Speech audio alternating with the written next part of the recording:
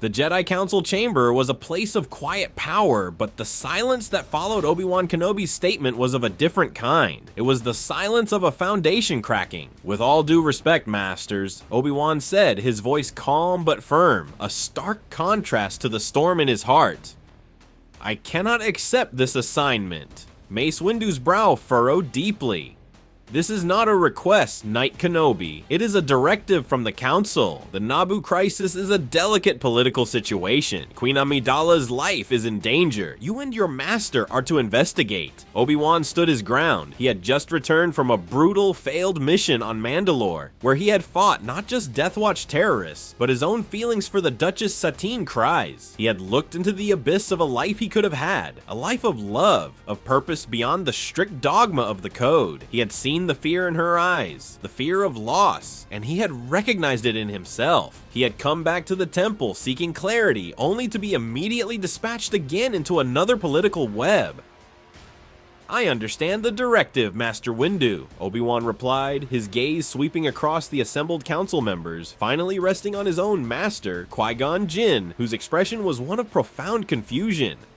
"But I must question the wisdom that continuously sends Jedi into political arenas as soldiers and bodyguards rather than as peacekeepers. We are becoming enforcers, not mediators. My recent experiences have led me to believe I can no longer serve the Force effectively on this path." Yoda's ears drooped slightly. "Clouded by attachment your judgment is, young Kenobi. To Mandalore, your feelings return." "With respect, Master Yoda," Obi-Wan said, a new steel in his voice, "my judgment has never been clearer. I am not leaving to pursue an attachment. I am leaving because I believe the Order has lost its way. We are so focused on following the Code that we have forgotten to feel the living Force. We are isolating ourselves from the very galaxy we are meant to serve." He unclipped his lightsaber from his belt. He did not ignite it. He simply held the familiar cool hilt in his palm for a moment. A lifetime of training and discipline symbolized in that single object. Then with a deliberate motion, he placed it on the floor in the center of the council room. "I cannot in good conscience continue to serve an institution that I believe is failing the people it's meant to protect," he said, his voice barely above a whisper, yet it echoed in the stunned silence.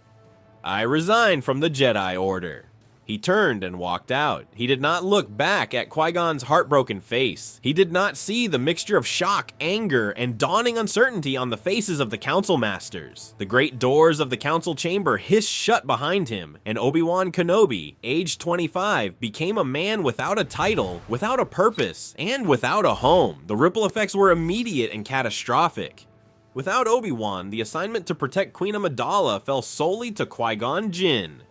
The fiery, maverick Jedi Master journeyed to Naboo alone. He still discovered the Gungan army, he still forged an alliance, and he still led the assault on the Theed Palace. He still faced Darth Maul, but without his Padawan watching his back, the fight was different. Qui-Gon was a phenomenal duelist, but he was also reckless. He relied on Obi-Wan's impeccable defense, his steadfastness to create openings. Alone, against the relentless assault of the Sith apprentice, he had no anchor. In the plasma refinery complex, the fight reached its climax. Maul, using the same move that would later work on Qui-Gon, feinted high and thrust low, but there was no Obi-Wan to momentarily distract the Sith Lord. The Crimson Blade pierced Qui-Gon Jinn's heart. The Jedi Master fell, and Darth Maul escaped, his mission to kill the Queen a failure. But his mission to kill a Jedi a stunning success. The news of Qui-Gon's death reached Obi-Wan on a transport ship heading for the Outer Rim. He was working as a hired hand, trying to find his place. The grief was a physical blow. It was compounded by a guilt so profound it nearly broke him. Had his principled stand cost his master his life? Was his arrogance the cause of this? Meanwhile, on Naboo, a different tragedy unfolded. With no Obi-Wan to take up his master's cause, the young slave boy Anakin Skywalker remained just that, a slave. Qui-Gon's dying wish to see the boy trained was voiced to the council, but with no one to champion it, the council's fears held sway. The boy was too old, too angry, too attached. He was freed from slavery by the Naboo's gratitude, but he was not taken to Coruscant. He and his mother Shmi were given a small house in Theed, a chance at a new free life. But the Chosen One, his immense potential untapped and untrained, remained on Naboo, a ticking time bomb of power and frustration. Anakin grew up a hero of the Battle of Naboo, a technical prodigy working in the Naboo Royal Engineering Corps. He was friends with Queen Padme Amidala, now a senator, and he loved her with the same desperate intensity he would have in any timeline. But without the discipline of the Jedi Order, without the guidance of a master like Obi-Wan, that love curdled into a possessive obsession. His power in the Force, wild and untamed, manifested in terrifying, uncontrolled ways. Unconscious telekinesis when angry, premonitions of his mother's suffering that became self-fulfilling prophecies. Obi-Wan, haunted by his master's death, wandered the galaxy. He became a different kind of peacekeeper, a freelancer. He would hire himself out to settlements on the Rim to mediate disputes, to protect them from pirates, to do the work the Jedi were too stretched to manage. He never drew a lightsaber, but he used his skills, his wisdom, his negotiation tactics, his connection to the Force to sense deception and intention. He heard whispers of the Clone Wars, of the Jedi generals leading armies, and his heart ached. He believed he had been right to leave, but he mourned the fate of his friends. A decade later, the Clone Wars erupted. The Jedi, stretched thin, became true generals, and without Obi-Wan Kenobi, the famed negotiator, many battles were bloodier. Many sieges ended in slaughter where his clever tactics might have found a peaceful solution.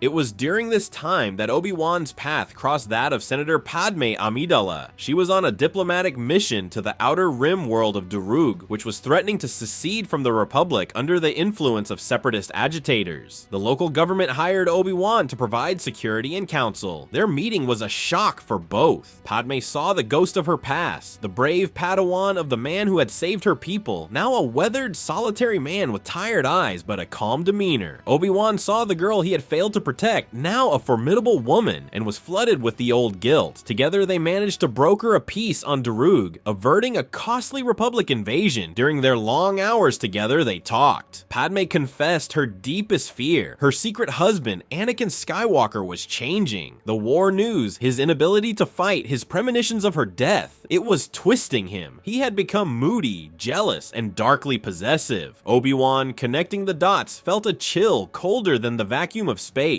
He knew of the Sith Lord Dooku, he knew of the dark side's allure, and he knew Anakin's power, even untrained, would be a prize beyond measure for the Sith. He made a decision. He would return to Coruscant, not as a Jedi, but as a man trying to right a wrong he felt responsible for. He had to find Anakin. What he found on Coruscant was a nightmare. Anakin was indeed deep in the thrall of Chancellor Palpatine, who had become a father figure to the frustrated, powerful young man. Palpatine had been subtly grooming him for years, offering him the validation and sense of purpose the Jedi had denied him. Anakin's fear of losing Padme was the final lever. Obi-Wan went to confront Anakin, to warn him about the Chancellor. He found him in Padme's apartment. The meeting was a disaster. Anakin, seeing Obi-Wan not as a friend, but as a relic of the Order that rejected him and a threat to the man who supported him, flew into a rage. His untamed power lashed out. Furniture flew, windows shattered. "You left!" Anakin screamed, his eyes flashing with yellow energy. "You all left me, you and the Jedi. You abandoned me to this helplessness. He is the only one who sees my power. He is the only one who can help me save Padme." Obi-Wan tried to reason to calm him, but it was too late. Palpatine, sensing the confrontation, made his move. He revealed himself to Anakin as Darth Sidious at that very moment, promising him not just the power to save Padme, but the power to never be helpless again. The die was cast. Anakin pledged himself to the Sith. Obi-Wan, heartbroken, knew what he had to do. He couldn't call the Jedi Temple. Palpatine controlled it. He had to act. He raced to the Senate District, but he was too late. Order 66 was issued. Across the galaxy, Jedi fell. On Coruscant, the temple began to burn. The man who stormed the temple to save any younglings he could was not a Jedi Knight. He was a man in a worn coat, armed with a blaster and his wits. Using his knowledge of the temple's secret passages, he managed to save a handful of children, smuggling them out into the Coruscant underworld just as Darth Vader and the 501st Legion began their purge. The galaxy plunged into into the dark times. The Empire rose. Obi-Wan Kenobi became a ghost, the leader of a tiny, desperate network, the last hope of the Jedi. He was not a general, not a master. He was a guardian, a protector, living in the shadows, trying to atone for a decision made a lifetime ago by ensuring that a spark of the light he once left behind would never be extinguished. He had left the Order to find a better way to serve, and in the end, he found himself as the last, best hope of preserving its memory, forever wondering if his path had inadvertently paved the way for the very darkness he sought to avoid.